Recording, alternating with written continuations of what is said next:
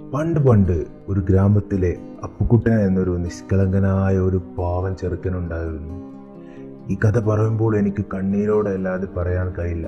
കാരണം എനിക്ക് അത്ര ഇഷ്ടമാണ് അപ്പുക്കുട്ടനെ. അവന് പറ്റിയ ഒരു അബദ്ധത്തിൻ്റെ കഥയാണ് ഞാൻ നിങ്ങളോട് പറയുന്നത്. അവന് വീട്ടിൽ അമ്മ മാത്രമേ ഉണ്ടായിരുന്നുള്ളൂ.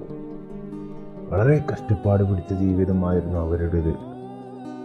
അപ്പുക്കുട്ടൻ 5 വയസ്സുള്ളൂ. അവൻ്റെ ഡ്രസ്സുകളൊക്കെ കീറിയ പഴയതായിരുന്നു. അവൻ്റെ ചെരുപ്പിൻ്റെ കാര്യമാണെങ്കിൽ പറയേണ്ട, അതിൻ്റെ വാറൊക്കെ കേട് വന്ന് തേഞ്ഞു പോയ ഒന്നായിരുന്നു. അതുകൊണ്ട് തന്നെ അവനെ എല്ലാവരും കളിയാക്കലും ഒക്കെ ഉണ്ടായിരുന്നു. അങ്ങനെ സങ്കടം സഹിക്കാൻ വയ്യാതെ അവൻ അമ്മയോട് പറഞ്ഞു, എനിക്ക് പുതിയ ചെരുപ്പ് വേണം അമ്മ. എന്നാൽ അമ്മ അവനെ വഴക്ക് പറഞ്ഞു, എവിടുന്ന പൈസ, നീ വല്ല പണിക്കും പോയിക്കോ എന്ന് പറഞ്ഞു. അങ്ങനെ അവൻ പണിക്ക് പോകാൻ തീരുമാനിച്ചു.